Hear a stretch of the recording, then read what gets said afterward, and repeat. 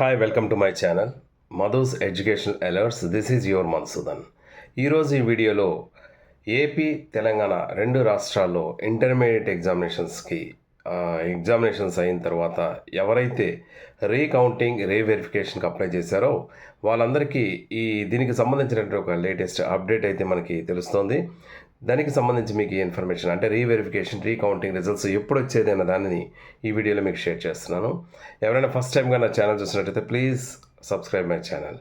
ఇక విషయంలోకి వెళ్దాం. ఏపీ ఇంటర్ అలాగే తెలంగాణ ఇంటర్ స్టూడెంట్స్ అందరూ కూడా ఎవరైతే మార్క్స్ తక్కువ వచ్చాయో అలాగే ఎవరైతే ఎక్స్పెక్ట్ చేసి ఫెయిల్ అయిన స్టూడెంట్స్ ఉన్నారో వాళ్ళందరూ కూడా చాలామంది రీకౌంటింగ్ కొంతమంది అప్లై చేశారు, కొంతమంది అలాగే రీవెరిఫికేషన్కి అప్లై చేశారు. మరి రీకౌంటింగ్ రీవెరిఫికేషన్కి అప్లై చేసి దాదాపు ఇప్పటికి ఒక 10-15 రోజులు అయిపోతుంది. సప్లై ఎగ్జామినేషన్స్ అనేది ఆల్రెడీ 24th మే నుంచి ఈ నెల 24th మే 24th నుంచి మనకి జరగబోతున్నాయి. కాబట్టి మరి అటువంటి టైంలో ఇంకా రీవెరిఫికేషన్ రిజల్ట్స్ ఎప్పుడు వస్తాయని చాలామంది కామెంట్ బాక్స్ పోస్ట్ చేసి అడుగుతున్నారు. సో వాళ్ళ కోసం మనం ఒక ఇన్ఫర్మేషన్ గ్యాదర్ చేస్తే మనకు తెలిసిన ఇన్ఫర్మేషన్ ఏంటంటే ఇటు తెలంగాణ అటు ఆంధ్ర రెండు రాష్ట్రాల్లో కూడా ఈ రీవెరిఫికేషన్ రిజల్ట్స్ అనేవి మరొక వారం రోజుల్లో రాబోతున్నట్టుగా తెలుస్తుంది. అంటే ఇప్పుడు ఆంధ్రాలో ఎలక్షన్స్, తెలంగాణ ఎలక్షన్స్, ఆంధ్ర తెలంగాణ రెండు రాష్ట్రాల్లో కూడా ఎలక్షన్స్ కూడా కంప్లీట్ అయిపోయి ఎగ్జామినేషన్స్ డ్యూటీస్ మీద వెళ్ళే వాళ్ళు, ఎలక్షన్స్ డ్యూటీస్ మీద వెళ్ళే వాళ్ళందరూ కూడా సో ఇప్పుడు ఆ పేపర్స్ ఎక్కడైతే మనకి రీవెరిఫికేషన్కి అప్లై చేసేటప్పుడు ఆ పేపర్స్ ఏ స్పాట్ సెంటర్లో ఉన్నాయో అవి బోర్డుకి కలెక్షన్ అనేది జరిగింది.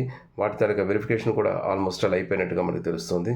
సో ఈ ప్రాసెస్ అంతా కంప్లీట్ చేసి ఈ వీక్లో అంటే దాదాపు మే 20వ తారీఖు 21వ తారీఖు లోపు మనకి రిజల్ట్స్ వచ్చే అవకాశం అయితే రెండు రాష్ట్రాల్లో కూడా ఇదే విధంగా ఉన్నట్టుగా తెలుస్తుంది. దీనికి సంబంధించి ఏమైనా అప్డేట్ కానీ వచ్చినట్టయితే మీకు తప్పకుండా షేర్ చేస్తాను.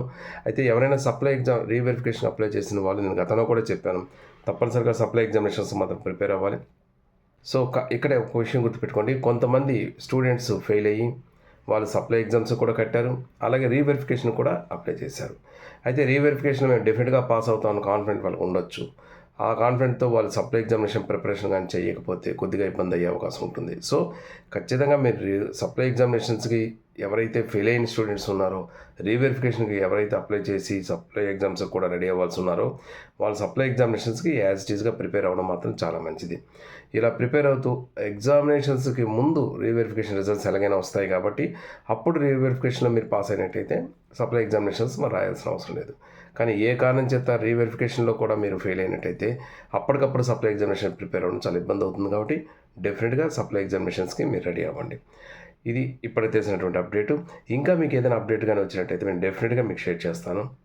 అలాగే ఈ వీడియో కానీ మీకు నచ్చినట్టయితే మీ ఫ్రెండ్స్కి కూడా షేర్ చేయండి. Please like, share, comment on this video. Thank you so much for your watching. This is your Madhusudan. Thank you.